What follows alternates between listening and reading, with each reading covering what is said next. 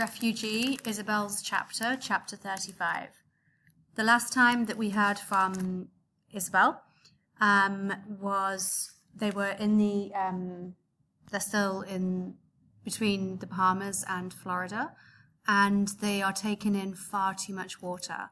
And somebody had the idea that two of them at a time could get into the sea and be like pulled along to take weight out of the boat. So they have been they're 5 days from home at the moment. Isabel slipped over the side of the boat into the sea and sighed. The water was warm, but it felt much cooler than being in the boat. The sun was just setting on the western horizon, turning the world into a sepia-toned photograph, but it still had to be close to 100 degrees outside. If it wouldn't have swamped their boat and drowned them all for good, Isabel would have prayed for rain to break the muggy heat. Isabel's father had rigged up a makeshift sunshade out of his shirt for her mother, and she seemed better now. The aspirin had kept Mammy's fever down, and though she was still exhausted and near to bursting with Isabel's baby brother, she seemed at peace somehow. Hot, but at peace.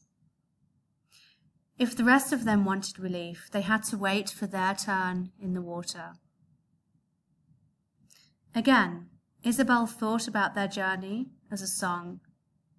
If the riots and trading for the gasoline were the first verse, and the tanker and the storm the second verse, this part of their trip, the long, hot, stagnant day and a half they had been traveling from the Bahamas to Florida, this was the bridge. A third verse that was different from the others. This verse was death by slow measures. This was the down-tempo lull before the coming excitement of the climactic last verse and coda. This was limbo. They could do nothing but wait. The last sliver of sun finally disappeared below the waves, and Lewis cut the engine. The world went silent, but for the soft lapping of water against the hull and the creak of their disintegrating boat. "That's it," Lewis said. "With the sun down, we won't be able to navigate as well." "Can't we use the stars?" Isabel asked. She remembered reading that sailors had used the stars to navigate for centuries. "Which one?" Lewis asked. None of them knew. Amara lifted one of the gasoline jugs and swished around what little there was left in it. "It saves us gas anyway," she said. "This thing's been eating it up. We'll be lucky to have enough to get to shore when we see land." "When are we going to get there?" Ivan asked. He was bobbing in the water just ahead of Isabel, hanging onto the hull like she was. "Tomorrow, hopefully," Senor Castillo said from inside the boat. It was the same thing he'd said yesterday, and the day before that. "Mañana," Isabel's grandfather whispered. "Mañana." You see what I mean? This is the connection. Have you worked it out yet? He was treading water on the other side of the boat with Senora Castillo, his head just visible over the side. He'd been whispering that word off and on since yesterday. Mañana, mañana, mañana. And still seemed shaken up somehow. Isabel didn't know why. "We'll see the lights of Miami sometime tomorrow, and we'll head straight for it," Mammy said. She shifted and winced uncomfortably. "What is it? Are you okay?" Pappy asked. Isabel's mother put a hand on her belly. "I think it started." "What started?" Pappy asked. Then his eyes went wide.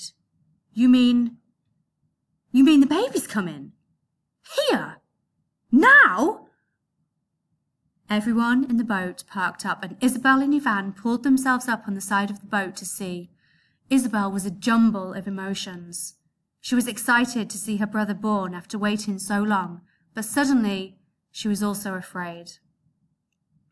Afraid for her mother to have the baby here, on this fragile raft in the middle of the ocean.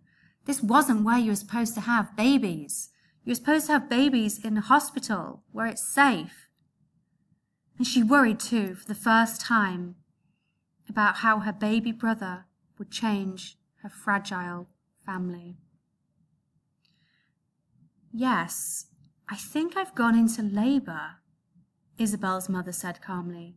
But no, I am not having the baby here and now. The contractions are just starting. It took Isabel another 10 hours to come after my contractions began. Remember? Isabel had never heard her mother talk about birth before, and she was both curious and a little weirded out at the same time to hear about her own birth story. Have any of you ever asked your parents about your birth story? If not, you should. It might be fun to find out. What are you going to name him? Ivan asked. Mammy and Pappy looked at each other. We haven't decided yet, she said. Well, I have some good ideas if you want some, Ivan said. We are not naming him after Industriales players, Isabel told him. And Ivan stuck his tongue out at her. They were all quiet for a time, and Isabel watched as the golden horizon shifted from orange to purple to deep blue. Would her baby brother be born at sea or in the United States? Would the end of their song really be a life in Miami? Or would it end in tragedy for all of them, adrift, out of gas, and dying of thirst in the great saltwater desert of the Atlantic? Hey, we never named our boat, Ivan said. Everyone moaned and laughed. Ivan. What? Ivan said, smiling. Every good boat needs a name, right? I think we all agree this isn't a good boat, Senor Castillo said. But it's the boat that's taken us to the States, to freedom, Ivan said. It deserves a name. How about Fidel? Louis joked, kicking up a splash on Castro's face at the bottom of the boat. No, Pappy said. El autad flotante, the floating coffin. Isabel winced at the name. It wasn't funny. Not with her mother about to have a baby on the boat. Too close, Senor Castillo agreed. How about me Piero? He suggested. It was slang for, I'm out of here, in Cuba. Ciao, pescao, Mammy said, and everyone laughed. It literally meant goodbye fish, but everyone in Cuba said it to each other to say goodbye. Ciao, pescao. The Saint Louis, Isabel's grandfather said softly. The Saint Louis.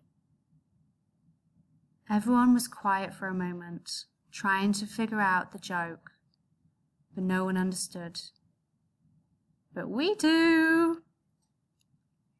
How about El Camelo? Louis said. The camel was what they called the ugly, humpbacked buses pulled around by tractors in Havana. No, I've got it, Amara cried. El Botero. It was perfect, because it was the slang word for the taxis in Havana, but it actually meant the boatman. All the adults laughed and clapped. No, Ivan said, frustrated. It needs a cool-sounding name. Like the... Ivan jumped a little in the water. and his eyes went wide. "The what?" Isabel asked. Then she jumped too, as something hard and leathery bumped into her leg. "Shark!" screamed Isabel's grandfather from the other side of the boat. "Shark!" The water around Ivan became a dark red cloud, and Isabel screamed. Something bumped into her again, and Isabel scrambled to climb into the boat, arms and legs shaking, panic thundering in her chest. Her father grabbed her around the middle, and they fell back in a tumble inside the boat. Beside them, Amara and Mammy helped pull Senora Castillo into the boat as Lito pushed her up out of the water from behind. Isabel and her father scrabbled to their knees and pulled her grandfather in behind her. On the other side of the boat, Luis and Senor Castillo cried out Ivan's name. They cried out Ivan's name as they hauled his limp body over the side. Ivan's right leg was a bloody mess. There were small bites all over it, as though a gang of sharks had attacked all at once. Raw, red, gaping wounds exposed the muscle underneath his skin. Isabel fell back against the side of the boat in horror. She'd never seen anything so awful. She felt like she was going to throw up. Senora Castillo wailed, "No, my poor boy." Ivan was so shocked he didn't even cry out, didn't speak. His eyes had a glazed look to them, and his mouth hung open. One of the gashes up near his thigh was pumping blood out like a garden hose, and Isabel watched as Ivan's face grew pale. She couldn't speak. "A tourniquet!" Lito cried. "We have to get something around his leg to stop the bleeding." Isabel's father yanked off his belt, and Lito tied it as high around Ivan's leg as he could, but the blood still flowed, colouring the water all around them in the boat a dark, sickening red. "No, no, no!" Senor Castillo cried as the life went out of his son's eyes. Isabel wanted to scream too, but she was frozen. There was nothing she could do. There was nothing any of them could do. Ivan was dead. Luis yelled in rage and pulled his police pistol from its holster. Bang! Bang! Bang! He fired once, twice, 3 times at the fin that circled the boat. "No!" Lito said, grabbing Luis's hand before he could shoot again. "You'll just bring more sharks with the blood in the water." Too late. Another fin appeared, and another, and soon the nameless little boat was surrounded. They were trapped in their own sinking prison.